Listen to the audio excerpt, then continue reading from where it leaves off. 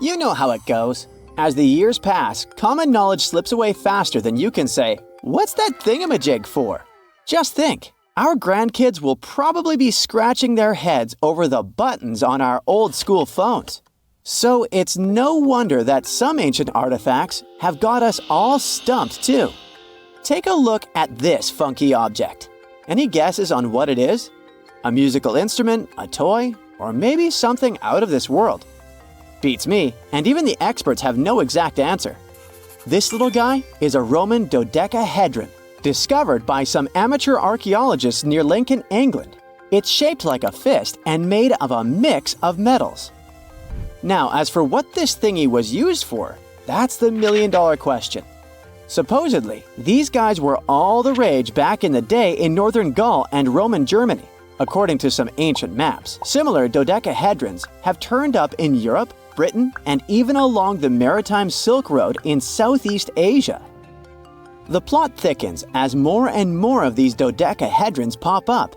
Some had wax inside, leading scientists to think they were candle holders.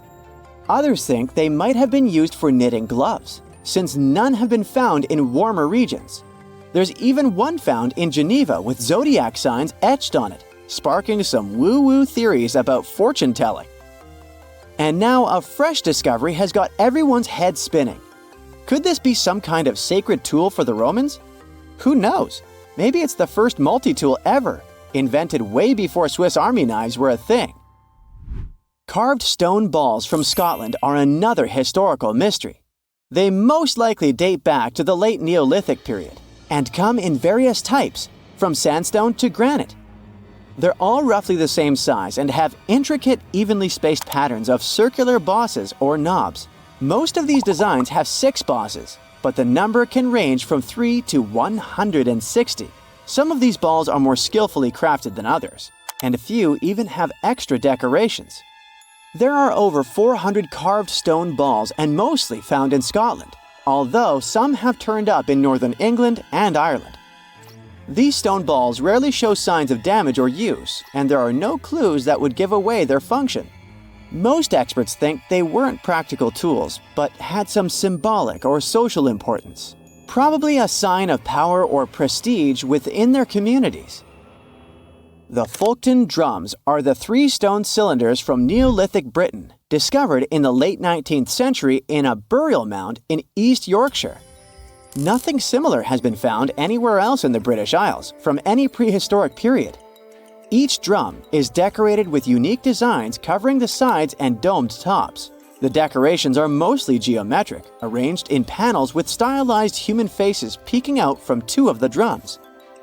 Recent studies of the artifacts using new technologies show that the designs had been carved and recarved over time.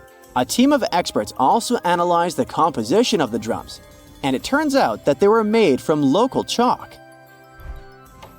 In the late Bronze Age in Europe, long before coins became common, finely crafted metal objects served as portable wealth and symbols of high status. Across Europe, archaeologists have found all sorts of artifacts, from gold adornments worn by elites to large bronze cauldrons used in feasts. Beautifully decorated gold rings discovered in Wales are among these items. They're known as lock rings and may have been used to hold hair. Now they're flattened after spending nearly 3,000 years underground. They used to have cone-shaped openings at each end. They were found at different times, but were likely worn as a pair and buried together in a single hoard. Other Roman artifacts made of the copper alloy were first catalogued as lunate pendants. But during a recent re-examination, experts found that these items were actually small mortar and pestle sets, known as cosmetic grinders. They were used to grind minerals for makeup and were specifically designed for applying liner and shadows to the eyes. They were mistaken for pendants because of suspension loops that allowed them to be carried on a cord. These cosmetic sets from the 1st century of the current era were unique to Britain. They prove the influence of imported cosmetics and beauty trends from the Mediterranean and Roman provinces, including Egypt. The Salzburg cube, also known as the wolf's egg iron, was discovered in the late 19th century in Austria. It doesn't really look like a cube, but is more like a rounded object with two flat sides. Down the middle, it has a groove, and the surface is covered with pits and craters. Workers accidentally found this artifact when they blew apart a piece of coal. The coal seam it came from is thought to be over 60 million years old. The Salzburg cube moved between museums, mysteriously vanished in the early 20th century, and then showed up again.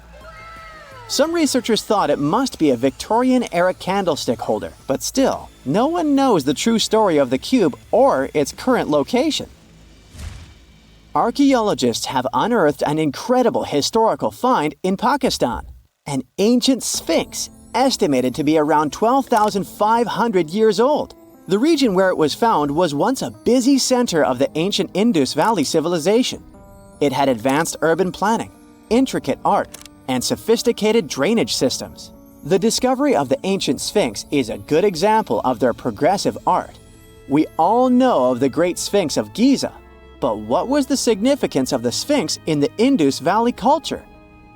Their Sphinx has designs and carvings that show scenes with their daily activities, which means it may have had a more complex role than a symbol of power or guardian. It could stand for a balance between humans and nature, or even a deity associated with agriculture. Arauca in Chile sits on the sandy dunes of the Atacama Desert, known as the driest desert in the world. Long before this coastal town was built in the 16th century, the Chinchorro people called this region their home. Archaeologists found hundreds of their mummies. Radiocarbon dating showed that these mummies are over 7,000 years old, which makes them 2,000 years older than the famous Egyptian mummies. The Chinchorro used special techniques to preserve the mummies, not just relying on the dry climate for that. And unlike the Egyptians, they didn't just do it for the elite members of their society, but for everyone, no matter what age or status they had. The local people living in Arauca now are so used to finding mummies in their backyards that they don't feel weird about living among them. In the winter of 1850, a powerful storm with extra high tides hit the west coast of Orkney, Scotland. The wind and waves ripped away the surf, covering a mound, and revealed stone-built structures beneath. A local antiquarian decided to dig up the village that he thought was from the Iron Age. He managed to unearth the remains of 4 houses and many artifacts from 2 villages. The villages had been buried under sand, so everything was really well preserved. Carbon dating wasn't a thing back then yet, so it was tricky to tell the exact age of the villages. Almost a century later, with new tech, researchers were finally able to tell that the place was actually from Neolithic times. You can still see stone dressers and box beds in the prehistoric houses. Archaeologists and historians working on the famous Terracotta Army think that it might have been inspired by or modeled on ancient Greek sculptures. It would mean there was a cultural contact between East and West much earlier than we thought, long before the Silk Road trade route. There was probably Western influence in China during the era of its first emperor, who took the throne in 246 before the current era. Before that time, China didn't have a tradition of building life-sized sculptures. Earlier terracotta soldiers were much smaller, less than 10 inches tall. Greek artists might have even been present to train Chinese sculptors. Phantasmagory is said to be the first animated film ever. It was made in 1908, and it's one of the earliest examples of hand-drawn animation. But did you know that ancient people entertained children with cartoons about 2.6 million years ago? A new study reveals that ancient people were the ones who first made pictures look animated. How? They carved pictures of animals on stones and placed them around fires. When the light starts bouncing around, those ancient animals just can't help but shake it and shimmy. The prehistoric carvings come to life in the flickering firelight, with those animals jumping in and out of focus like they're ready to party. Imagine how fun it would have been for prehistoric families to sit around a fire and create these animated carvings. It turns out that even some of the ancient wall paintings and carvings found in caves were inspired by their appearance in the moving light and shadows of flames. So, basically, these old-timey carvings were made to come to life when firelight hit them. And now researchers made a movie showing that cool effect on a 3D model of some horse engravings. The study says our brains are wired to see moving things and changing light, which is why these carvings probably mattered to our ancestors. In other words, cave people were like, hey, let's carve some cool stuff on this rock, and when we light a fire, it'll look like it's moving. And now these scientists were like, that's awesome! Let's make a movie to show this, everyone! Andy Needham and his teammates used modern scanning and virtual reality tech to study 50 flat carved rocks called plaquettes made of limestone. These rocks were found in southern France back in the 1800s and now sit in a museum in London. They are covered in 77 realistic carvings of all sorts of animals, like horses, reindeer, and chamois. Apparently, Homo sapiens, with a lot of time on their hands, made these engravings a whopping 12,000 to 16,000 years ago. Needham realized that many of these carved rocks were harmed by fire, some covered in white ash, others dried or fractured because of heat. Upon closer examination, he discovered pink bands of discoloration resulting from iron deposits in the stone. What's more interesting is that the animal engravings were often superimposed on top of each other, sometimes even melded together, or fitted around each other like some kind of prehistoric animal jigsaw puzzle. Rather than tossing out the old and starting anew, the ancient artists took animal body parts to create new hybrids. For instance, one of the rocks depicts both a horse and a wild cattle-like creature known as a bovid. In this masterpiece of prehistoric art, the horse's abdomen and neck become the back and neck of the bovid, while the horse's head forms the bovid's ear. What a creative way of recycling. Researchers believe that the prehistoric rocks from Montesstric were used as primetime entertainment for our ancestors. More than one person carved the animals. People from different levels of skills showed their artistic glory, and it was a group effort. The fact that these rocks were found together also suggests that this was a community activity. So it's like families were all gathered around the TV, carving rocks and cheering on their favorite carved animals. Who needs Netflix when you have Paleolithic TV? The engravings on these rocks and the signs they were exposed to heat suggest they were created to look like they were moving. Sometimes you see different animals in different poses, so one would come to life, and then another, and then a different one. It's like a Stone Age version of Disney. Similar techniques might have influenced some of the ancient cave paintings, such as those at the breathtaking Chauvet Cave in southeastern France. The animal portraits there are also overlaid on each other, and some look like they were heated by fires underneath them, which means that our prehistoric ancestors might have been the first animators in the world. Alright, since we talked about young people's favorite pastime activity, shall we take a trip back in time to discover the world's oldest toys? One of the most ancient toys discovered was a simple ball made from clay and found in the ruins of ancient Mesopotamia. It might seem like a simple toy, but our ancestors were playing with them as far back as 3000 BC. But back then, they didn't have fancy video games or elaborate board games, so a ball was the pinnacle of entertainment. But the Mesopotamians weren't the only ones having fun. In ancient Greece, children played with dolls made of clay. In Egypt, kids had toys shaped like animals, but they also had dolls made from materials like clay, papyrus, and ivory. But the most impressive thing about these dolls? They had movable limbs. That's right, our ancient ancestors were playing with articulated dolls before it was cool. But it's not all fun and games. Toys also had a practical purpose back in the day. In fact, many of the toys discovered by archaeologists were actually used to teach children important skills. For example, Egyptian children played with dolls that were shaped like doctors, which helped them learn about medicine and healthcare. And let's not forget about the toys that were used to train future warriors. In ancient China, kids played with toy horses and chariots, which helped them prepare for a life of battle. Talk about getting a head start on your career! Moving on to primitive board games, which have been around for over 5,000 years. The oldest board game is called Senet, and was discovered in ancient Egyptian tombs. It's a bit like a cross between chess and backgammon, and it was so popular that it was played for over 2,000 years. Now that's a game with staying power. But let's not forget about toys for the little ones. Archaeologists have found ancient rattles and whistles that were used to entertain even younger members of their families.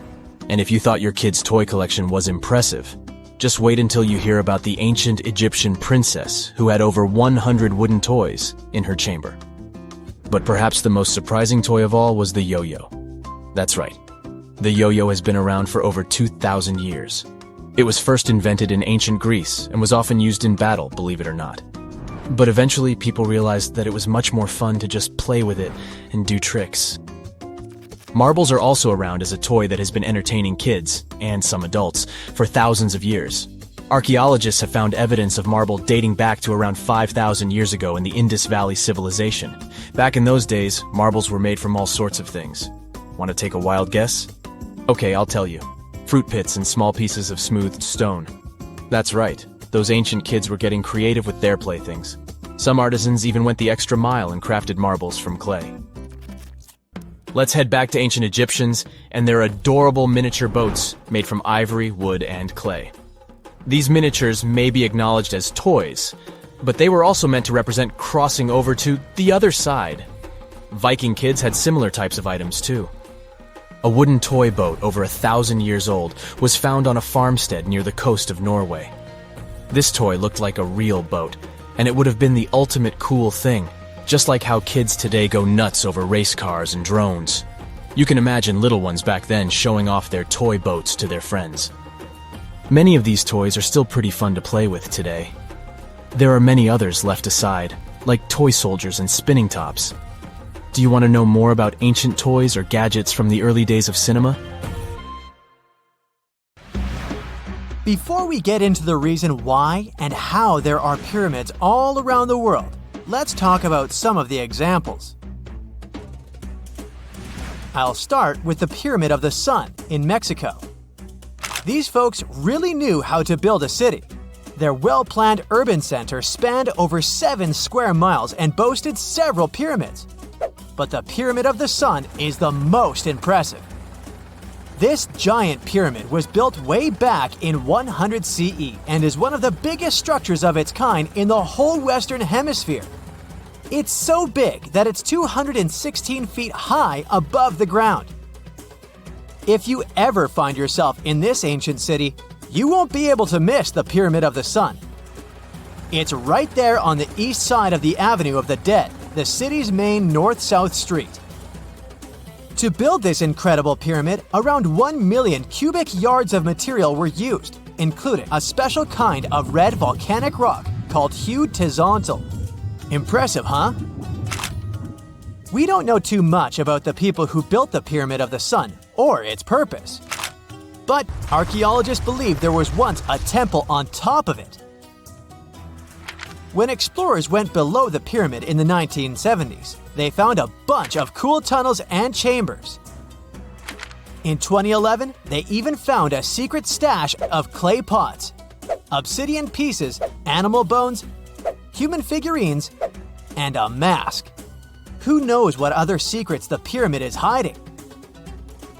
If you decide to see this one, you must climb the pyramid using the 248 uneven steps on the west side. Watch your step. Sudan got some pyramids too. Nubian pyramids aren't as big as the ones in Egypt, but they still got around 200 of them. These ancient pyramids have been home to the tombs of the pharaohs of the Meroitic Kingdom for almost 1,000 years, who ruled Egypt from Nubia to the Mediterranean Sea. The pyramids at Meroe were constructed using granite and reddish sandstone. Oh, and did you know that Sudan has more ancient pyramids than Egypt? The Kushite pyramids depict the indigenous architecture and burial traditions of Nubia's Napata and Meroe kingdoms, which ancient Egypt influenced. Meroe, the burial site of over 40 queens and kings, is the most extensive Nubian pyramid site. The tomb walls depict mummified royals bedecked in jewelry, their wooden caskets containing bows, quivers of arrows, and other artifacts pointing to the Meroitic relationship and trade with Egyptian and Greek civilizations. So if you're looking for some ancient tombs to explore, you may consider skipping the crowds in Egypt and heading on down to Sudan. Let's fly to Iraq to see some more pyramids. Ziggurats have fancy receding layers and tiered temples. Instead of a smooth exterior, it has tiers like a cake. perfect for all the important work and rituals that went on inside. You can find these towering structures scattered throughout Iraq and Iran, and they're a real testament to the power and skills of the people who built them. One of the biggest and most impressive ziggurats is the ziggurat at Ur. It's basically a giant rectangular pyramid that stands a whopping 70 to 100 feet tall, with 3 levels of terraces and a temple on top. Can you imagine how many baked bricks it took to build that thing? Try 720,000 for just the lower portion. This particular ziggurat was built for Sumerian king Ur-Nammu. Similar to other ones, this pyramid has been around for thousands of years, so it got a little rough around the edges. Thankfully, the Babylonian king Nebuchadnezzar II and some archaeologists came to the rescue in the 6th and 20th centuries respectively, and now you can find this near Talil Air Base. The ziggurat at Ur was built in 2100 BCE by King Ur-Nammu for the moon deity Nana. It was the tallest building in the city, and you could see it from miles around. It was like the medieval cathedral spire of its day. People would come here to bring their agricultural surplus and get their food allotments and seek spiritual nourishment. Sadly, the Nana temple at the top of the ziggurat didn't survive, but we do have some blue glazed bricks that may have been part of its decoration. The lower parts of the ziggurat are pretty amazing though. The architects even included holes in the temple's baked exterior to let the water evaporate from its core. Since we explored some of the pyramids on our planet, let's take a broader perspective. They can be found in many parts of the world. Egypt has over 100 pyramids, double that number in Sudan, and dozens of others are scattered in the Middle East and China. The Americas have the most pyramids in total, with more pyramids than the rest of the world combined. These pyramids are located in Mexico, Guatemala, Honduras, and El Salvador. Time to know more about the evolution of pyramids through history. The oldest pyramid is in Egypt. This pyramid was a step pyramid, which was created by placing one layer of stone on top of another. The pharaoh Sneferu is credited with creating the pyramid shape we recognize today. During his 45-year reign, he built 3 pyramids. His first 2 attempts failed, but he finally got it right with the Red Pyramid, which is considered the first true pyramid. It was Sneferu's son, Khufu, who built the Great Pyramid of Giza, which was the tallest human-made structure on Earth for almost 4,000 years. Latin American pyramids are similar to early Egyptian step pyramids, but they were built independently, with no knowledge of each other. The pyramids in Sudan were built around 700 BCE and are tall but much narrower than those in Egypt. How in the world did all these civilizations build these things without even texting each other? After all, the Aztecs, Mayans, and ancient Egyptians were about as different as possible. But despite their cultural differences, they all seem to agree on one thing: pyramids were pretty cool. Step pyramids are all around the world because they were the most feasible and stable way to build large and tall structures without access to lighter building materials like wood and metal. The triangular form with a square base is the best way to build a sturdy structure, and having a cube structure would require more material for less height.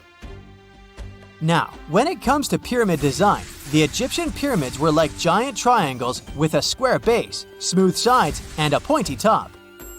On the other hand, the Aztecs and Mayans went for a tiered cake look, with steps leading up to a flat platform on top. So, while all these pyramids share the same basic shape, they have their own unique flair. Each group built its pyramids using different materials, techniques, and slope angles. So while they may have been inspired by each other's work occasionally, they were just doing their own thing. Egyptian pyramids had smooth, angled sides that were designed to help the pharaoh's soul ascend to heaven. The Pyramid of the Sun was built over a series of caves that served as a passageway for the deities. The Maya built the temple of Kukulkan in Chichen Itza to honor the deity Kukulkan, usually represented by a serpent. Nicknamed El Castillo, it has 91 steps on each side, plus a platform. That's 365 steps, one for each day of the Mayan calendar. Tell me, Brightsiders, how were pyramids built? To begin with, humans made them, not a foreign race from space that landed on Earth. You see, one thing that all pyramids have in common is that they were built without advanced tools or even the wheel. It took a lot of people to build them, including skilled laborers and architects. For example, it's estimated that 20,000 people built the Great Pyramid of Giza, and it's believed that most of them were skilled laborers. Building pyramids was a massive undertaking that required years of planning and effort. The Great Pyramid at Cholula, Mexico, took 600 years to complete. Welcome to Rapa Nui, better known as Easter Island. It's a tiny speck in the vast Pacific Ocean, 2,200 miles away from the coast of Chile. This island is most famous for its eerie moai statues. This place is also home to one of the most mysterious writing systems in the world, called Ronga Ronga. We found it on 27 small wooden tablets. For years, historians have been arguing about the true history of these tablets, and now we might have found the truth. Humans first set foot on this island in the 12th century. For many years, it was home to the Rapa Nui people. They were pretty isolated out there in the Pacific Ocean until Europeans arrived in the 1720s. Europeans brought with them lots of troubles, leaving only a small fraction of the native population alive. Later in the 19th century, a missionary, Eugene Iro, went to the island and discovered the wooden tablets with intricate symbols carved on them. He wrote how marvelous they are, but there are hundreds of them on the island, and that they can be found in every household. But unfortunately, not all of them survive to this day. We've only got 27 of them. Some of them were heavily weathered, burned, or otherwise damaged, and now they're scattered all over the world in museums and private collections. Some of the language's artifacts were carted off to Tahiti and then to Europe by Europeans, leaving none behind on Easter Island itself. The 4 sacred tablets found their home in a congregation in Rome. They were the ones used in the recent discovery. For years, historians have been arguing whether this writing system was made up by the islanders themselves or they borrowed it from Europeans. To find the truth, they decided to use a technique called radiocarbon dating. All organic materials, like wood, charcoal, and so on, contain a tiny amount of a radioactive form of carbon called carbon-14. When life comes to an end, things stop taking in carbon-14, and the amount they had starts to decay over time. By measuring how much carbon-14 is left in a sample, we can assume how old this sample is. This is how we learn the age of many fossils and artifacts. So, they looked at the age of some Ronga Ronga tablets. 3 of them were crafted from trees grown in the 18th or 19th century, which aligns with the arrival of Europeans. However, one of them is older than the Europeans' first visit to the island. There are 2 reasons to believe that Rapa Nui people created this writing system themselves. First, Ronga Ronga works differently from European languages. Decoding it is a pretty hard task. Unlike English, this language boasts over 400 unique glyphs, none of which resemble any known writing system. There were many attempts to decipher this language, and none of them were successful so far. And second, one of the tablets is shown to be from around the 15th century, before the Europeans arrived. The problem is that radiocarbon dating can only tell us when the wood the tablet was made from was cut down, not when the writing was put on it. And since we've only got one tablet to go by, this isn't enough to be completely sure. On the other hand, why and where would they preserve cut wood for over 200 years just to grab it and write something on it one day? But anthropologists and historians say that it's possible. Scarce wood resources might have led the islanders to reuse old driftwood, which could be centuries older than the writing itself. This is known as the old wood problem in archaeology. Plus, the tablet looks very preserved. It was maintained to protect it from wood-damaging insects, humidity, and so on. That's why it survived over the centuries. Whatever is written on it, it was probably important for the Rapa Nui people. Now, all of these are guesses and clues, but scientists are cautiously optimistic. They believe that ronga-ronga could be one of the rare instances of independent writing invention, like those of the Sumerians or the Egyptians. But we need more evidence. In the Rapa Nui language, rogo-rogo means to recite or to declaim. Not everyone could write, only a select few. Probably only the elite of Easter Island, mostly men, knew and could read this written language. After colonization, none of them survived. So now we have to rack our brains trying to figure out what's written here. First, scholars can't agree on what type of script it is. We aren't even sure that this was their language. But even if it was, we don't know whether it's a primitive form of writing or a fully developed system. In the 1990s, a linguist, Stephen Roger Fisher, believed he might have cracked the code of ronga-ronga structure. His idea was that these tablets conveyed cosmogonies.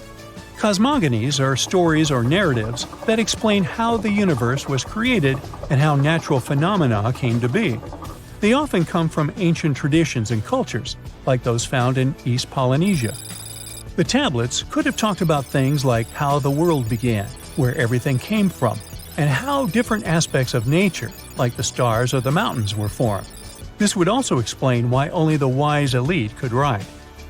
Fisher thought that ronga-ronga is a mix of logographic and semasiographic systems, which means that some symbols represent spoken words, while others represent ideas or concepts. But deciphering them would be very hard because it requires extensive memory and knowing context, because the symbols are more like hints than complete expressions. However, other language experts disagreed with his ideas, saying there were problems with how he put together his theory. Unfortunately, Fisher couldn't prove this hypothesis. Maybe these are just drawings. If we look at the tablets, there are some things that look recognizable: people, animals, plants, and geometric shapes. There are some birds. One of them looks like a frigate bird, which Rapa Nui people associate with the deity Maki-Maki. There are also fish, centipedes, and so on, or at least these glyphs look like them. Could it be just art or a form of decoration? Maybe, but there are some problems. The glyphs show a high degree of complexity and structure. They also keep the same style.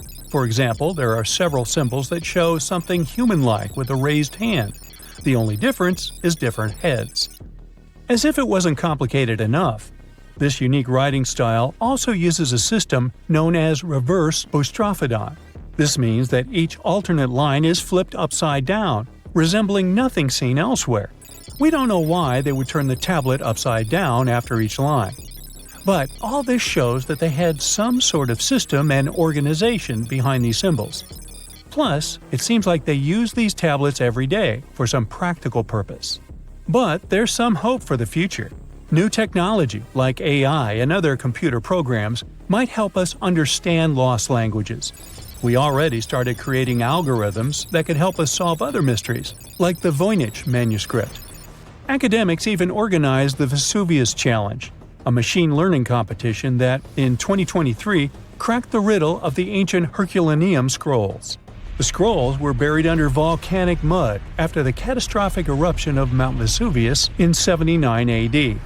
In real life, the scrolls are very fragile, so deciphering them would be a very hard task. But with digital scanning and machine learning, it's much easier. They have a rich history. They most likely belong to the personal library of an Epicurean philosopher named Philodemus. These scrolls contain very important insights into Greek philosophy and Latin literature. If we decipher more of them, we'll learn more about the rich history of the Roman Empire. It's 1898, and you're taking part in excavations in Saqqara. This place, not far away from Cairo, is full of ancient tombs and pyramids. You're in your Indiana Jones mood and hope to find something really phenomenal to become famous. Gold, manuscripts, treasure maps, mummies of famous pharaohs. Wait, a wooden bird? You're really disappointed as it looks like a regular toy. An old one, but still. Little do you know that years later, someone would propose that your bird was actually an ancient monoplane. So the artifact, nicknamed the Saqqara bird, is made of a sycamore tree. The birdie has a wingspan of just 7 inches and weighs around 40 grams. A perfect original souvenir from Egypt, I would say. It's over 2,000 years old and looks pretty plain, without any carvings of feathers or other intricate ornaments. It has a beak and eyes though, which makes our find look like a hawk, the emblem of the deity Horus. Its tail is rather unusual as it's squared, looks weirdly upright, and it seems like the sunken part of it was the place for a now missing piece. Humans love solving a good mystery, so there have been several attempts to explain the use of the birdie. First, quite simply, is that it was a ceremonial object. The second idea is that it was a toy for a child from some well-off family. It could have been some sort of boomerang, which was a popular concept in ancient Egypt. Then there was a theory that the bird had been used as a weather vane. But this one has been debunked as the figure doesn't have any holes or markings, except for the one made at the museum in Cairo to fix the exhibit on a stick. So there was no way to hang it in the past.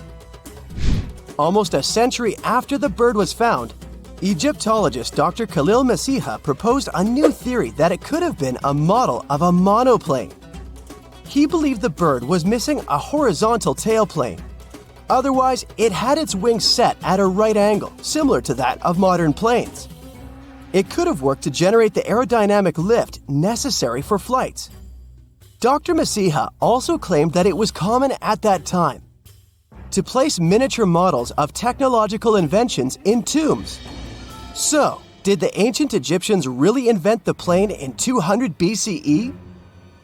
That would make the Wright brothers, who are considered the inventors of aviation, really upset.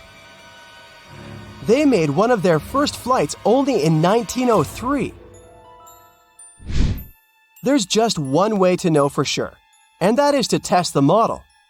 But you know, the ancient museum in Cairo would unlikely let one of their cherished exhibits fly around like a toy. That's why glider designer Martin Gregory built a similar model, this time of balsa wood, and concluded that even with the missing tailplane, the plane wasn't much of a flyer. Case solved? Not really. This didn't sound convincing enough to the History Channel, so they invited an aerodynamics expert to build another replica of the bird. He tested it in weather conditions similar to those in Egypt and was impressed with the little plane's abilities. So, if they did invent the prototype of a plane back in the times of pharaohs, it would be a good example of an oupart. That's an out-of-place artifact, an object that's way ahead of its time in terms of technology or history. And the Saqqara bird isn't the only example of such a revolutionary concept. In 1901, a group of divers retrieved the Antikythera mechanism from an underwater shipwreck near the Greek island of Antikythera. It's been dubbed the world's first analog computer, and it's currently dated around 100 BCE. The bronze mechanism could tell the position of the sun, moon, planets, and stars, as well as the lunar phase, the dates of upcoming solar eclipses, and even the speed at which the moon moves through the sky. No one's sure who used it and how or where it was made, but it's obvious that it's extremely precise and way too advanced for its time. The first flushing toilets in the world were invented in the middle of the 20th century. Just kidding. The ancient Minoans on the Mediterranean island of Crete and the Indus Valley civilization both came up with this brilliant invention at the same time, around 4,000 years ago. The plumbing and sanitation were so well done that no one managed to design anything better until 2,000 years later. One ancient Minoan lavatory was discovered at the Palace of Knossos. It looks like it had a wooden seat set over a tunnel that directed water from a rooftop reservoir to an underground sewer. Other varieties got water from jugs. Only the super rich people could afford all this glory.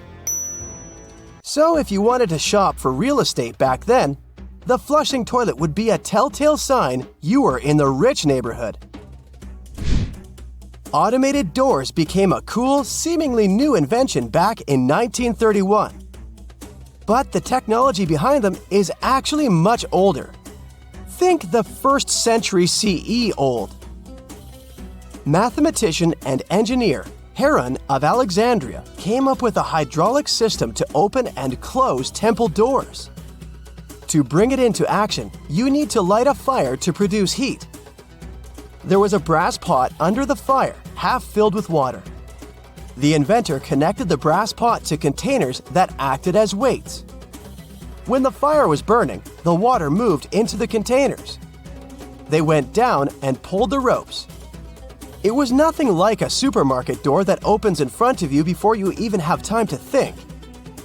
Heron's door took hours to open, and there was no way to stop the process. That's why they only opened the doors once a day before people entered the temple, to add some mysticism at the temple during ceremonies. Spooky. Looks like the first ever battery was invented in Baghdad around 2,000 years ago. A German archaeologist found this oval-shaped clay jar in 1938.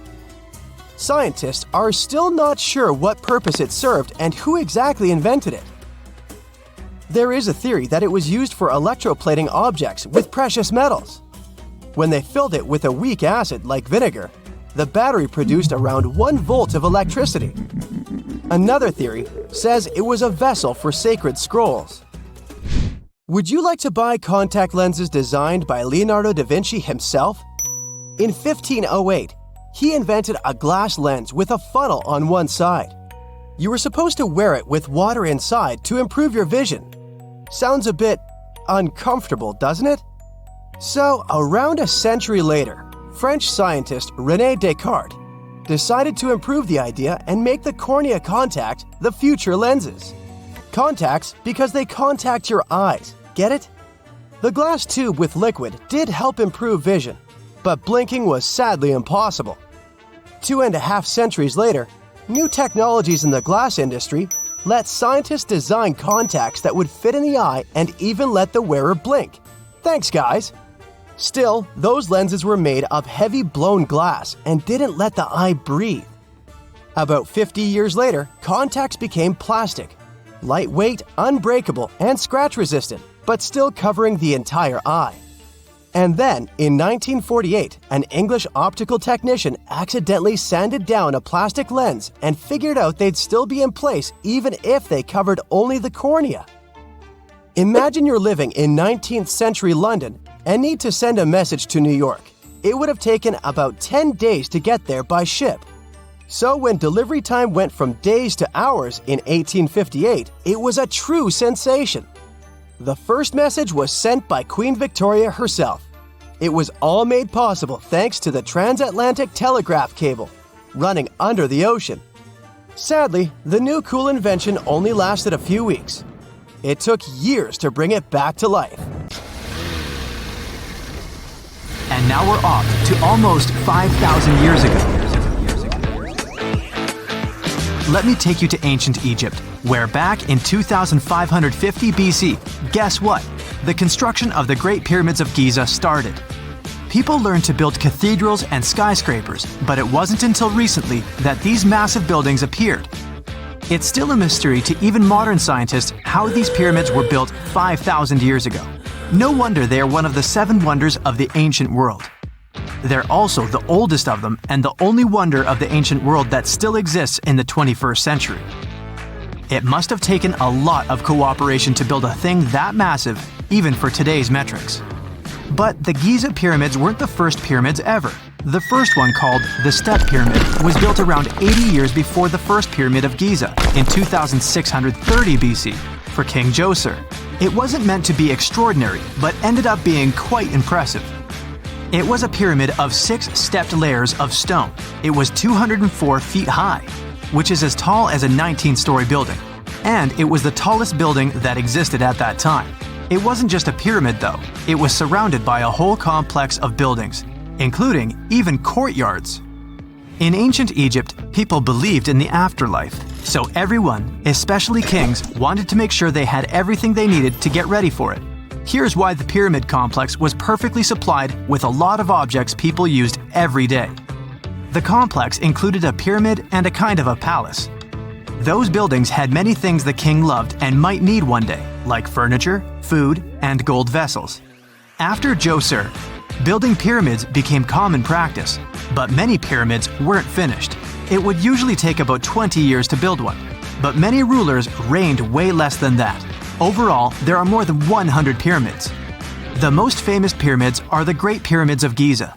The first one and the biggest one was built for Pharaoh Khufu, around 2550 BC. Initially, it was 481 feet tall, which is as tall as a 40-story building.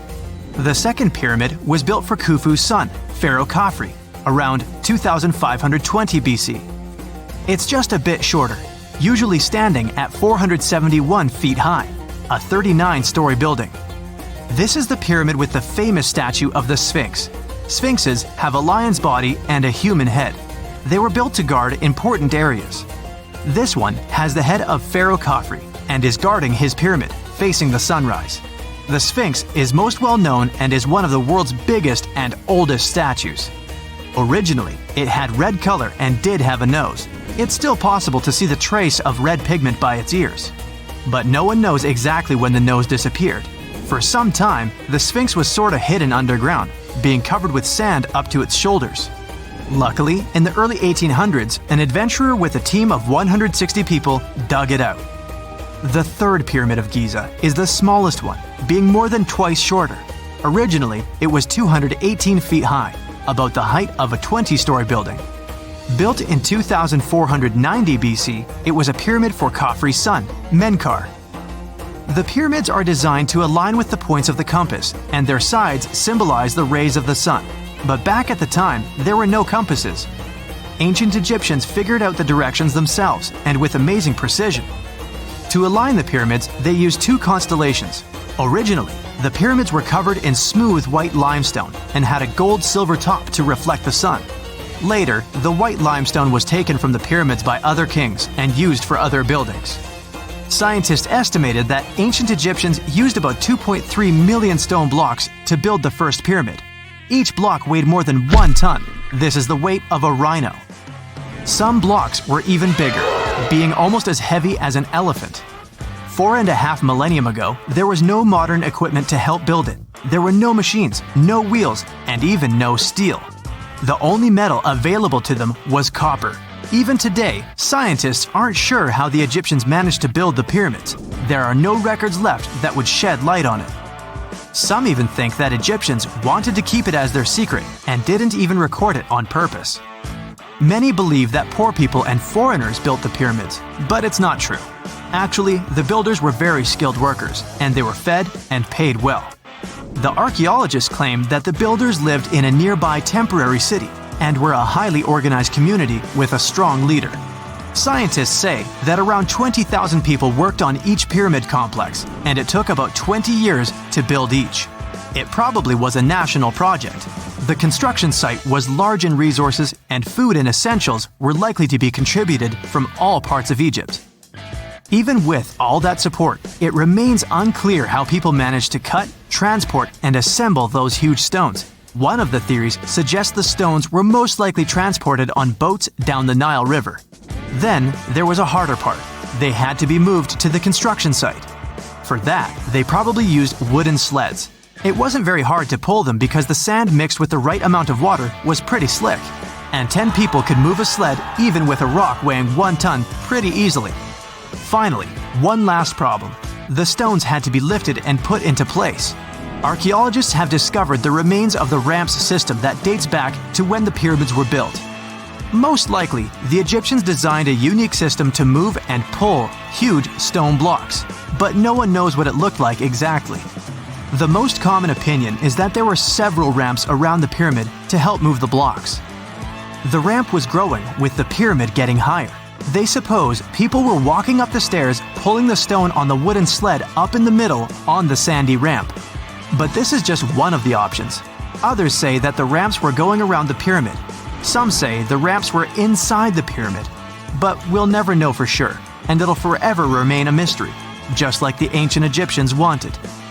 Surprisingly, there's not much inside the pyramids. Most of it is just solid stone with very little open space. But let's take a quick look inside the biggest of the pyramids of Giza.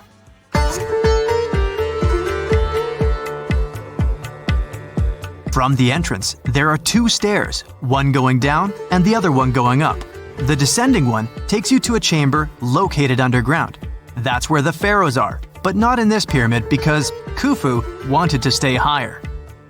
The underground room is partly unfinished. The room with Khufu's sarcophagus is called the King's Chamber. It's upstairs and then through the tall and long Grand Gallery. Below the King's Chamber, there's a room called the Queen's Chamber. There are no queens though, and no one is sure why the room is called this. Unfortunately, none of these have any hieroglyphs on the wall. They're just bare. If you want to see them, you should go to the other rooms that are decorated. Those pieces of art are depictions of ancient Egypt's culture and daily life. The texts allow researchers to study their language and grammar. Sadly, the treasures that once were here in the pyramid are long stolen.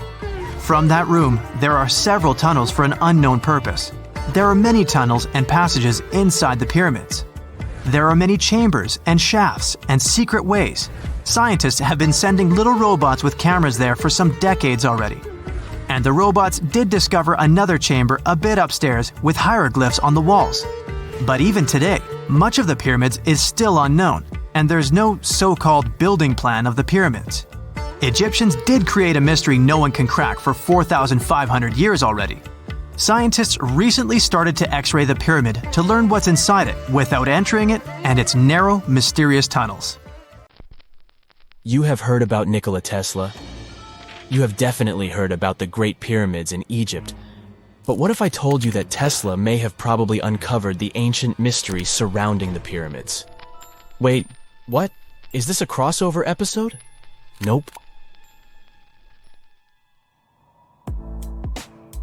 It's highly probable that the secrets of the pyramids are hidden in plain sight. But first, let's recap what we know about the pyramids. What's so mysterious about them? I mean, they are just old quirky buildings, aren't they? One of the biggest questions is how they were built. Some people think that the pyramids were created by people using only their hands and muscles.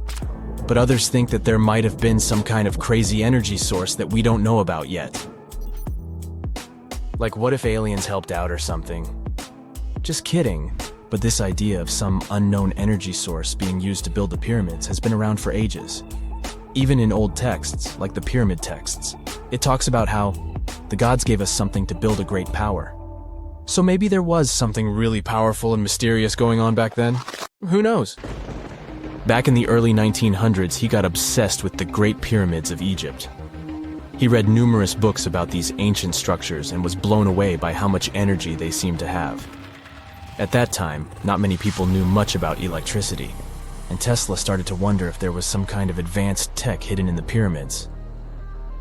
He had an idea that the power of the pyramids had to do with electromagnetism, and he put a lot of time and effort into trying to figure out the mystery. Tesla had some pretty unusual theories about the Great Pyramids. He thought that they could actually store and move electricity, which could then be used to power up the areas around them. He also had this theory that the pyramids were built using some kind of crystal energy. He believed that the chambers inside the pyramids could have these super powerful crystals that could control the electromagnetic fields. But that's not all. Tesla also had this idea that the materials used to make the pyramids had properties that allowed them to trap energy from the sun and the moon. And not just a little bit of energy. He thought that the pyramid could actually create this massive energy field that could light up whole cities or even brighten up dark places. He thought that the pyramids could be used as giant power plants to generate electricity and run machines.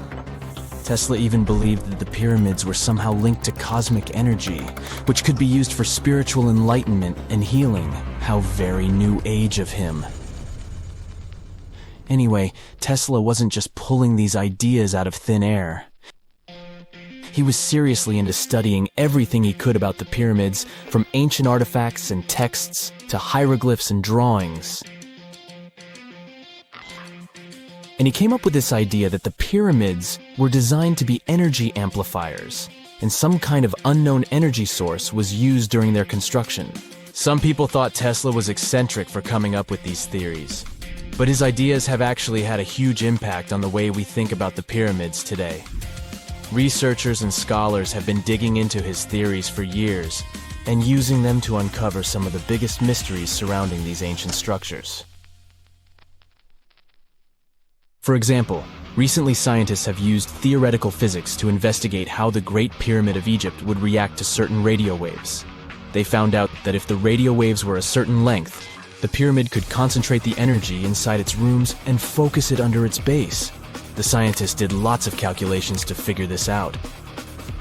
They first thought about what radio wavelengths would work best. Then they made a model of how the pyramid would react to the waves. They figured out how much of the energy from the waves would get absorbed or spread out. Lastly, they checked how the energy would move around inside the pyramid when the waves hit it. To help explain all of this, the scientists used something called multipole analysis. This is when you take a complicated object and break it down into simpler parts.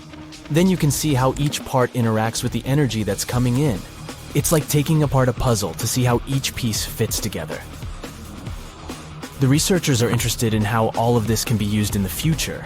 They want to make really tiny particles that can do the same thing as the pyramid, but with light. By changing the size, shape, and the material of these particles, they can control how the light moves around them. This can be really useful for things like making tiny sensors or super efficient solar cells. The scientists had to make some guesses when they were doing their research. They assumed that there weren't any hidden spaces inside the pyramid, and that the material used to build it was all the same. But even with these guesses, they still made some pretty impressive discoveries. But the pyramid study is not the only proof that Tesla was ahead of his time. There are more Tesla's projects that seemed unrealistic at the time, but that scientists and enthusiasts reevaluate and try to implement today. Let's talk about Tesla's most ambitious project, the Wardenclyffe Transmission Tower. Back in 1900, Tesla was already a big shot when it came to electrical engineering in America. People were blown away by his amazing inventions and the fact that he managed to outdo Thomas Edison in the battle of currents. However, Tesla wasn't content to rest on his laurels. He decided to embark on his most ambitious project yet, the transmission tower at Wardenclyffe. It was built between 1901 and 1905, and it was based on one of Tesla's breakthrough ideas. He had a vision to make the impossible possible by creating a global wireless communication system. It would use Earth itself as a conductor, transmitting music, news, stock market reports, secured military communications, and even facsimile images. Does it sound familiar? Right, it sounds just like the internet that we use today, only without the use of any wires. But Tesla had a much bigger dream in mind, to transmit power wirelessly. He already proved that high-frequency signals could be sent without any wires using his Tesla coil transformers, and this sparked his obsession with wireless energy transmission. His vision was to not only transform the way we communicate, but also to find a way to transfer power currents globally by tapping into the Earth's natural energy. Tesla believed that there was an abundance of free energy all around us that could be used for humanity's benefit. In 1899, he conducted some top-secret experiments and got convinced that it was possible to transmit electrical power through the Earth's upper atmosphere. This is actually how the Wardenclyffe Tower was created. It was supposed to be the prototype station for a network of towers all over the globe that would provide the whole world with wireless energy. Unfortunately, Tesla didn't have the resources or the patience of his investors to bring this project to fruition. It ran into all sorts of financial problems and roadblocks, and in 1917, the unfinished tower was finally torn down for scrap metal to pay off Tesla's mounting debts. Now it remains a sad reminder that even the greatest minds can sometimes fall short of their dreams. The original red brick laboratory, however, is still there, and it is the only Tesla lab that has survived. Fun fact, in 2017, a film crew made a crazy discovery. They used ground-penetrating radar to explore the area around Wardenclyffe, and they found a whole series of tunnels stretching for hundreds of feet underneath the site. Nobody knows exactly what these tunnels were used for, but people have been speculating for years that they were part of Tesla's grand plan. Wardenclyffe, of course, is a major landmark for Tesla enthusiasts from all over the world. Who knows? Maybe someone will finally crack the mystery of the tunnels one day. But even if they don't, the legacy of Tesla and his amazing ideas lives on. Imagine working 7 days a week on a large-scale construction site.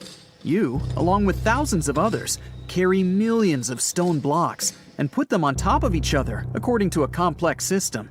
You work without modern construction equipment. You have no air conditioning or constant access to water. It's so hot outside that you can fry eggs on the road. You've been building the pyramid for decades, and now, when it's finally done, you enjoy the result of the colossal work of thousands of people.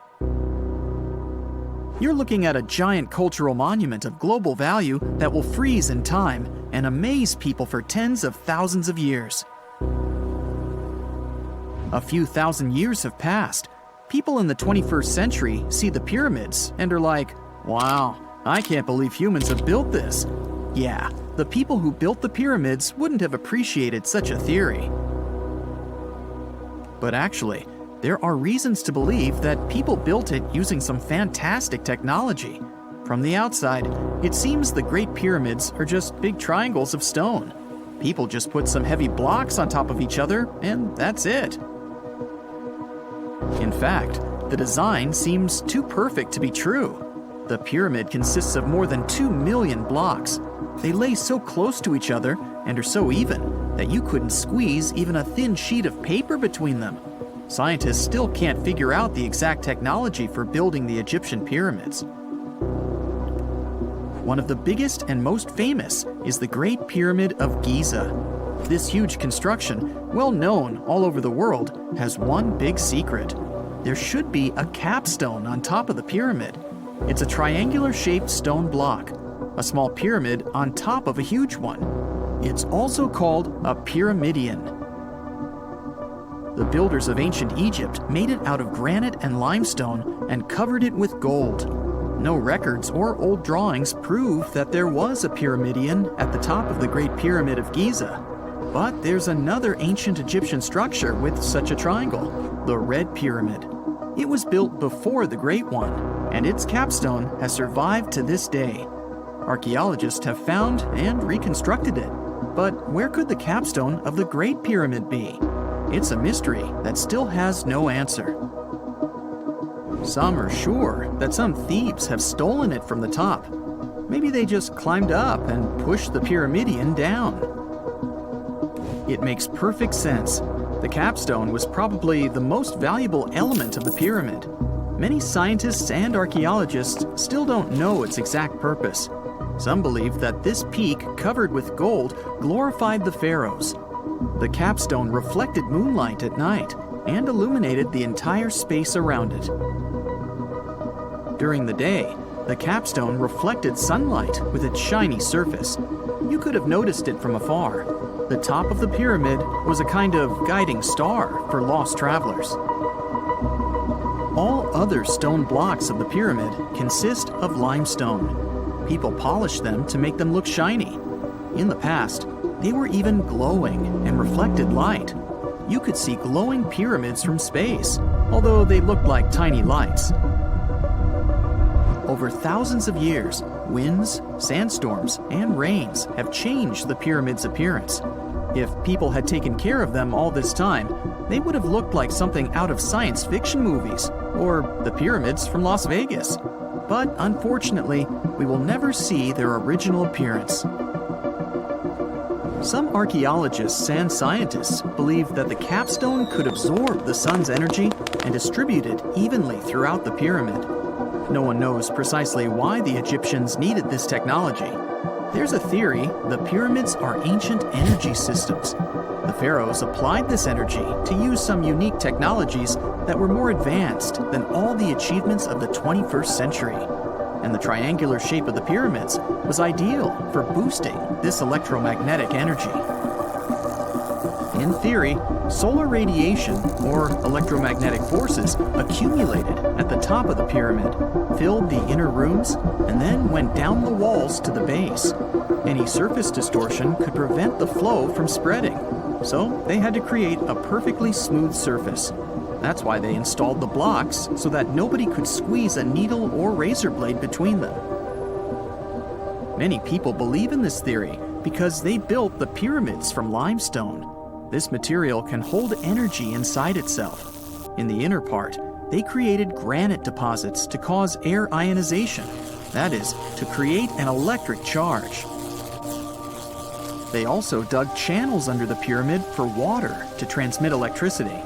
And at the top, they put a gold capstone, the best conductor of electricity. So, this is how you get a great power generator. Different cultures used similar technologies to create electricity all over the world.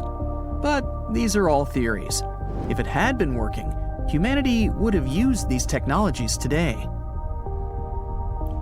There are mentions of the metal industry, chemistry, engineering, physics, mathematics, and astronomy in some ancient records. Most scientists don't believe in all these things. We know the detailed stages of the technology's development in different cultures. In the 21st century, scientists, historians, and anthropologists can track the evolution of all modern devices. If people had created some technological inventions in ancient times, the history of the world would have looked different. Perhaps all the achievements of antiquity could have been wiped off the face of the earth by global cataclysms, and it can happen to us. Just imagine how people would dig up a laptop in 5,000 years. Perhaps they wouldn't understand what kind of device it is. Another Egyptian wonder surrounded by mystery is the statue of the Sphinx. The Egyptians carved it out of a single massive piece of limestone about 4.5 thousand years ago. But scientists still don't know the exact date of its construction or who built it. People painted the Sphinx in different colors, so it looked much brighter and more vivid in the distant past. It was shining just like the Great Pyramids. Anyway, time hasn't only changed its appearance, but its name too. Initially, the Egyptians called it Hor-Emeket. The Greeks renamed it the Sphinx about a few hundred years after it had been built. The Sphinx emphasized the greatness of the rulers of Egypt. It also performed a symbolic function of a watchdog guarding the tomb of the pharaoh and the paths leading to it. This version sounds realistic, since archaeologists have discovered many secret entrances at the foot of the Sphinx. Perhaps these rooms and intricate tunnels lead to underground halls with treasures. And treasures don't always mean gold and jewelry. According to legends and theories, the Sphinx guards the Hall of Records, the storage of all humankind's knowledge. The information about the ancient mythical state of Atlantis could be there. You can find many detailed maps of the internal dungeons of the Sphinx on the internet. They show structures 12 stories deep under the statue. It looks like a small city filled with gold, scrolls of knowledge, and various ancient artifacts. But don't believe all these maps. These are just theories. Several thousand years have passed, but people have very little information about it. Archaeologists know that there are still many strange and exciting things about the Sphinx that are still undiscovered. Some locals are afraid to research because they believe they can awaken something terrible from the underground depths. Therefore, it's mostly scientists from other countries who conduct the excavations. In 1998, scientists discovered strange tunnels leading to empty rooms under the Sphinx. They realized that some people tried to get there through tunnels in the past, and maybe those people took all the treasures that were there. One of the legends says that some powerful artifact lays beneath the Sphinx. Its technology can change the whole world, but the locals are hiding it because it can damage the planet. Some believe that you can find evidence of unknown technologies painted on the granite walls in the pharaoh's tombs. But most likely, these paintings and signs tell us the myths and legends of ancient Egypt. But what if Egyptian symbols and drawings are detailed instructions for using ancient technologies? What if the locals that lived at that time thought, people in the future won't be able to get energy themselves. Let's leave some detailed instructions for them. Anyway, there are many riddles and theories. In reality, the search for answers is a dangerous undertaking, since it's not easy to get into the underground halls. Excavations can ruin the structure of the entire Sphinx. Any person inside the tunnels may get lost and never be able to find their way back. Besides, it costs a lot of money. Now, what would be awesome is if people could invent some device that could scan underground areas and show their detailed models. A thermal spa is not a fancy modern way to relax. I'd say it's a fancy old-fashioned way to relax. The city of Bath in South England has its name, yep, you guessed it right, because it had baths. In the 1st century AD, the Romans started using natural hot springs there as a thermal spa. In the Middle Ages, Bath became an important wool industry center that had those famous hot springs, and by the 18th century, the whole city became an elegant spa resort. Even though there's the city of Bath in England, it's not the place where Roman baths originated. Roman baths are from Rome. Yeah, sounds quite logical. There was also a tradition behind those baths. Some people threw various objects into them. There could be brooches, bracelets, or even vases or vases. These were gifts to the goddess Minerva, thrown to honor her.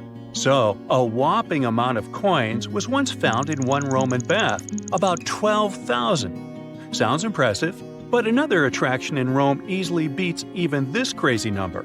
I'm talking about the Trevi Fountain. On average, people toss over $3,000 there. Nope, it's not a monthly or even weekly amount. That's what travelers toss there per day. I'd rather not calculate that, but there's one thing I know for sure. The Trevi Fountain earns way more than I do. By the way, one guy named Roberto Cerchella has been fishing those coins out with a magnet for 34 years and could get up to $1,000 per night. He was only arrested in 2002 when the city authorities stopped turning a blind eye to him. Today, the money is collected by the city workers and sent to charity. It's not that the Roman baths only had a sort of a pool to swim in. They featured some hot rooms sometimes, so they resembled modern saunas in a way. There was one super hot room heated by a special system located underground. This room was called the caldarium, and those who wanted to sweat a lot would head right there. As it was heated from beneath, the floors were scorching hot. To protect their feet, people needed to wear wooden, I don't want to call them slippers, so let's call them wooden shoes. Another type of room was called tepidarium. It was cooler than caldarium, and people could have a massage with oil there. Yeah, back in old times, there wasn't a large range of hot rooms, and today, it's all quite different. Some modern spa centers can host up to 8,000 people a day. Like there's a spa center near Munich with almost 2 million square feet of space and 26 different hot rooms. This spa center is considered to be the largest in the world. Now, it's not that the ancient Roman baths only had 2 rooms and both of them were hot.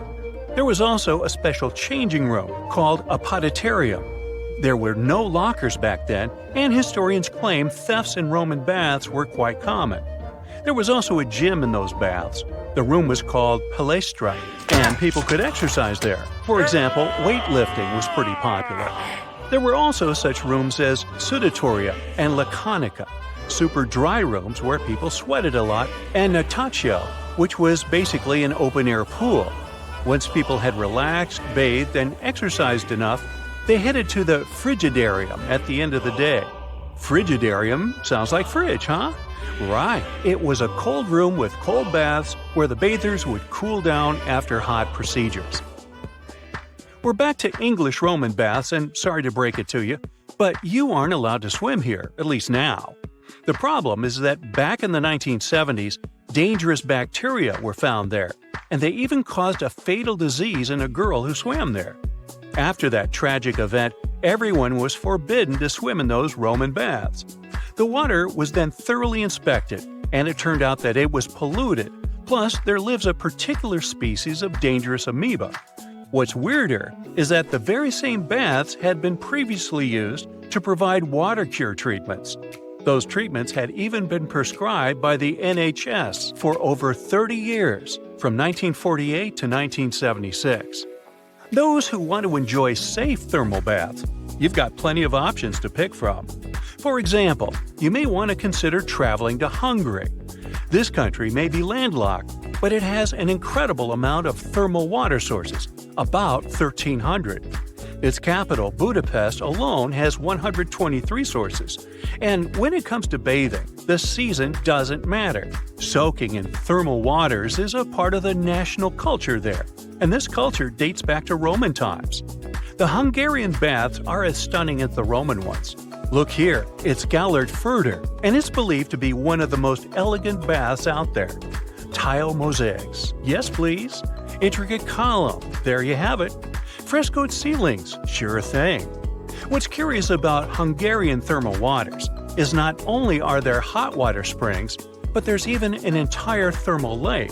It's called Lake Hiviz, and the water there is warm enough to have baths even in winter. Yeah, you won't spend an hour there swimming, but you'll definitely be able to at least dip in. Also, lotuses are growing on its surface. The medicinal water lake is about 10 acres, so no wonder you can even see some boaters there. The lake's pretty large. Anyway, Roman baths aren't only about getting clean, swimming, and relaxing. They're also about feasting, social interactions, and fun. So when Romans went to those baths, they would have various snacks, for example, fruit and cakes, but some people would eat even oysters. Also, it was quite typical to play games, such as tabula, which is an ancient board game. Also, there was enough room for ball games. The Romans loved a game called trigon. The game of catch was played by 3 people with 3 balls. All those activities were held in Palaestra, the exercise room, remember? As for getting clean and getting a rub down, sure thing the Romans didn't have the fancy body washes we have today. One of the best-loved products was, surprisingly, oil. Now look here, see that quaintly shaped piece of metal? It's called a strigil, and it's a sort of ancient washcloth. Yeah, the washing procedure was quite different back then. Today, we lather the shower gel and rub the body with a washcloth. But in ancient times, people had another approach. The Romans would cover their bodies with oil, which would soften up the dirt on the skin, and then they would scrape the oil and all the dirt off. Want to learn one more crazy fact about ancient hygiene? Ancient Romans didn't bother much about privacy. Their toilets consisted of stone slabs with holes without any dividers. So people would come there to do their business and maybe casually talk. They would also share a sea sponge used for wiping. Ooh, too much sharing. To make the whole process even more comfortable, the Romans would fix the sponge at the end of a stick. It was usually soaked in a container filled with vinegar or salty water. Well, when in Rome, I ain't doing that. Even though the fact about a shared sponge may sound gross, it seems like the Romans did care about hygiene. The Roman baths were accessible to everyone, both the rich and the poor. The baths would normally open at lunchtime and would close at dusk. The entrance fee was small, it only cost 2 denarii. Denarii was one of the smallest denominations back then. It's hard to say how much it's worth in today's dollars, because it has no monetary value now. But historians claim it wasn't much. More so, on some occasions, for instance, on public holidays, there was no entrance fee, so anyone could hang out in the Roman baths for free. So you're having breakfast at home and wave at the passengers of a plane passing by your house. Ah, another one. You live on the 739th floor of Exceed 4000. It's an entire city contained in one massive skyscraper. It sounds unrealistic right now, but one day it may become a reality. So let's see what we'd need to make it happen. But first, let's browse through the list of once tallest constructions on the planet. The Great Pyramid of Giza, originally standing at 481 feet, used to be the tallest structure ever built by humans for over 3,800 years. The Lincoln Cathedral took this title away from the Great Pyramid only in 1311, winning by just 1 foot. Then, the Washington Monument became the new champion. As people were starting to use steel more and more, the Eiffel Tower became the tallest construction in the world. Then followed the Empire State Building. It didn't keep the title for long, with more and more skyscrapers built across the world. Let's fast forward from here to the current record holder, the Burj Khalifa. It has 163 floors and stands twice as tall as the Empire State Building and around 3 times taller than the Eiffel Tower. On a clear day, you can see it from a distance of 60 miles. It takes a whole 1 minute in a high-speed elevator to get from the ground floor to level 124, where one of the observation decks is located. It took 6 years to finish this beauty, which became one of the symbols of Dubai. Speaking of its location, if you've ever tried building something in the sand, you know how hard it is to make the construction stable. The engineers had to drill 192 holes under the 110,000-ton concrete foundation of this massive construction. They also brought millions of tons of sand from Australia. Yes, they brought extra sand to the desert because the local sand gets doughy, almost like snow, in endless dust storms. The Australian sand is less smooth and has turned into a perfect base for the building. Thanks to the friction between concrete and soil, these piles don't move at all, and the foundation remains solid. Now, the same architect designed another building that is supposed to become the new record holder. The Jeddah Tower in Saudi Arabia is supposed to be almost 600 feet taller than Burj Khalifa.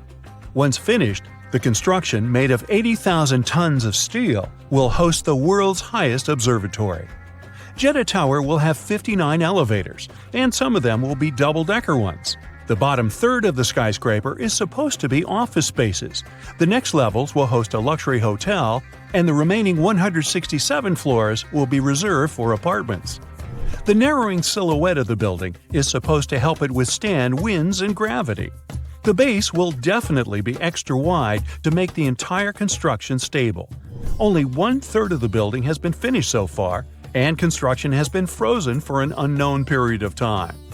The reasons for this decision don't have to do with geology or climate.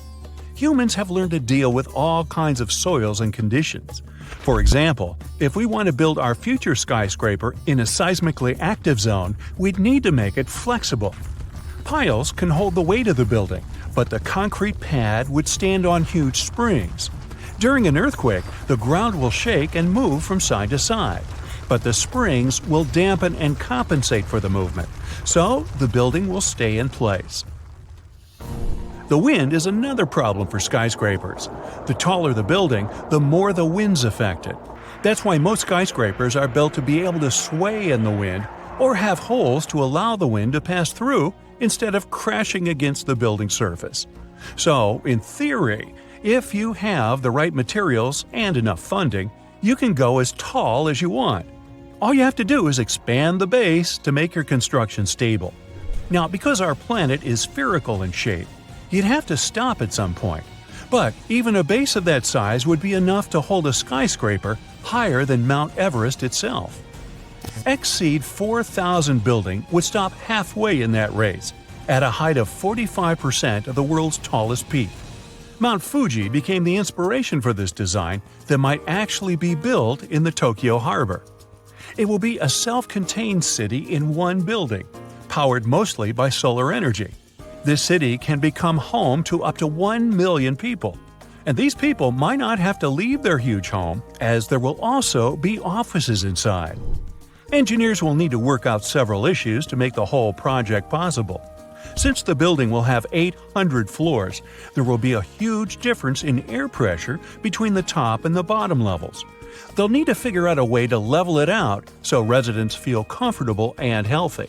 Then, just imagine the number of power cables to enable the work of all the gadgets and mechanisms. They plan to replace those with renewable energy generators. The base of the building will have to be about 4 miles in diameter to support its huge weight. It's the same size as the bottom of some mighty mountain. The opening on the top will let some air and natural light flow inside and lighten the load on the foundations. Exceed 4000 currently holds the title of the largest building that has ever been fully designed, but is not on the list of buildings to be completed in the near future. Engineers don't rule out that with new materials and design innovations, it may be technically possible, but it would cost a lot of money. Another ambitious project that is so far just a concept is a 12.4-mile skyscraper. That's 24 Burj Khalifas put on top of each other. Wow! Science fiction author Neil Stephenson, who developed the project, suggested using this skyscraper as a liftoff ground for rockets. The author studied physics before taking up science fiction. so the project could be realistic with the right high-grade steel. Stevenson claimed it would be the cheapest way to launch rockets into space. The engineers would also have to take care of the winds that get pretty intense at a height like this. Speaking of space travel, we might not even need rockets to go up there in the not-too-distant future. The space elevator could take humans up to an altitude of 22,000 miles from the Earth's surface. The idea is actually nearly 150 years old. Both NASA and researchers from different countries agree we're now pretty close to its realization. Some construction companies claim they can build it by 2045. The first big step towards that goal is to test how an elevator would act in space. It will be a unique experiment, and a mini elevator used in it will be a prototype of the future grand project. Scientists are trying to find the right material to replace the regular cable. It would need to extend for tens of thousands of miles and would be too heavy for the future construction. It looks like an ultra-strong material known as graphene could do the job. Testing and building the elevator fit for space and a cable strong enough to hold it is one side of the story. Another problem is space debris, those pieces of rockets and spacecraft orbiting the Earth that could damage the construction if they run into it. But since many bright minds are working to solve this problem, we can be optimistic about it and expect the first launch several years from now. It will open up a whole new era of space exploration, as going up there will become a matter of pushing just one button. Woohoo! 2 centuries ago, a 31-year-old Frenchman stormed into his brother's office in Paris. He had only one thing to share. "I've got it!" The man was so excited that he immediately collapsed. He spent the next 5 days in bed recovering his health. Who was this mysterious person, and why was he so thrilled? Jean-François Champollion made one of the greatest scientific breakthroughs in human history. He had cracked the code of Egyptian hieroglyphs. This enabled scientists to finally unravel the secrets of this ancient civilization. They weren't able to read hieroglyphs for nearly 2,000 years. After the Romans took over Egypt, the intricate writing system slowly faded away from people's minds. The last of the hieroglyphic texts date back to the 4th century. For thousands of years, Egyptians used images to show their lives. But the knowledge of how to read these pictures was lost to modern science. The story of hieroglyphs began in 3250 before current era. That's when ancient Egyptians developed writing. Their motivation was to better organize the distribution and storage of goods. One of the earliest examples is a ceramic jar that had an inscription in black ink. There were 2 major writing systems. The first were the hieroglyphs, which literally means sacred carving. Egyptians carved hieroglyphs in stone on temples, tombs, and similar monuments for 3,000 years. They present a system of pictorial texts. A pictograph is a picture or a drawing that stands for an idea of a word. It's a precursor to the true writing as we have it today. For example, when Egyptians wanted to write ibis, they would draw a small image of the bird. Hieroglyphs can be found on walls. They were a formal way of writing. The other writing system was hieratic. Egyptians mostly used it when writing on papyrus. That's an early, thicker form of the paper we have today.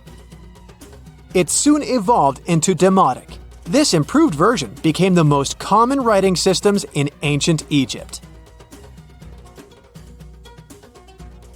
Then, in the early 4th century BCE, Alexander the Great took control of Egypt. This was the time when the Greek Ptolemaic dynasty ruled the country. You've probably heard of the last ruler of this dynasty, Cleopatra. During her time, Egyptian Demotic and Greek were used side by side. The two started mixing, and by the year 100, a new language emerged, Coptic. It slowly replaced the ancient writing system. Only Egyptian priests used hieroglyphs for the next couple of centuries, and then their meaning was lost to history. But not forever. Arabs were the first who tried to solve the mystery of the hieroglyphs. Medieval travelers came across these strange symbols and wanted to understand their meaning. They consulted speakers of Coptic and translated text from Greek and Latin into Arabic to break the code of the hieroglyphs. During the Renaissance, Europeans also became fascinated with the legacy of ancient Egypt. Scholars from the Old Continent believed that hieroglyphs were a group of symbols as opposed to a written language. This was all about to change in 1799. A year earlier, Napoleon, the famous French ruler, arrived in Egypt. His subordinates constructed a fort that dated back to the 15th century. Rashid, or Rosetta, was a port town in the northeast of Egypt, near Alexandria. One section of the old fortification wall contained an interesting slab inside. The stone tablet was made of a granite-like rock. It was just 40 inches high and 30 inches wide. It contained 3 distinctive sections of text carved into it. The letters were in 3 scripts and 2 languages: hieroglyphs, Demotic, and Greek. It was a fragment of a larger ancient stela.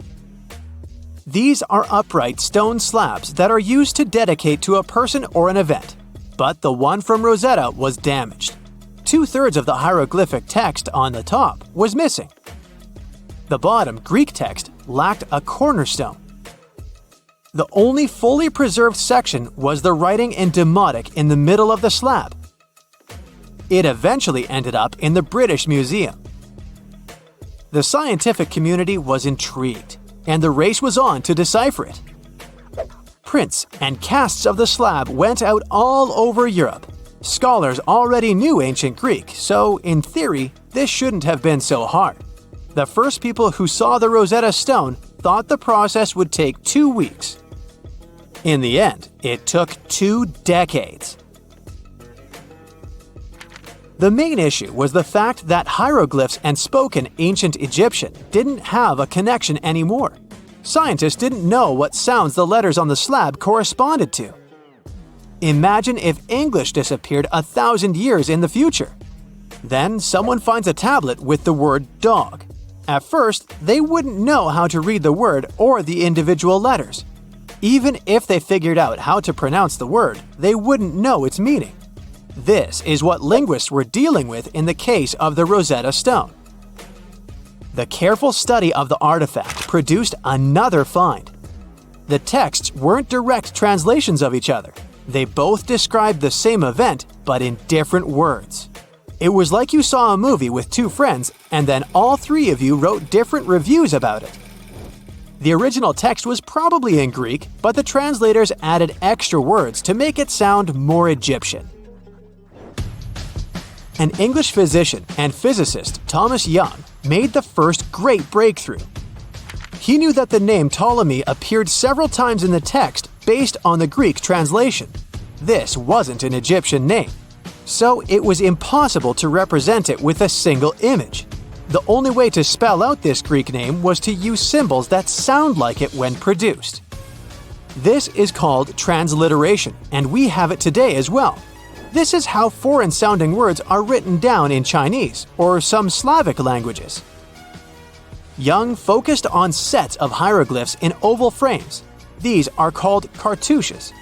He experimented a bit but finally discovered that one of them read, Ptolemy the Great. The individual hieroglyphs that made up this name corresponded to sounds needed to produce it. This is where our mysterious man from the beginning of the video enters the picture. Champollion picked up where Young left off. He knew Coptic, so the Frenchman was able to determine what many other hieroglyphs sounded like. The eureka moment was close. It came while he was studying a cartouche from a site dedicated to Ramses II. It had 4 symbols. The last 2 were the same. He determined this was the sound S. The first symbol was the sun. This is Ra or Re in Coptic. So the cartouche read Ra something SS. Can you already guess the name? Of course, it's Ramses.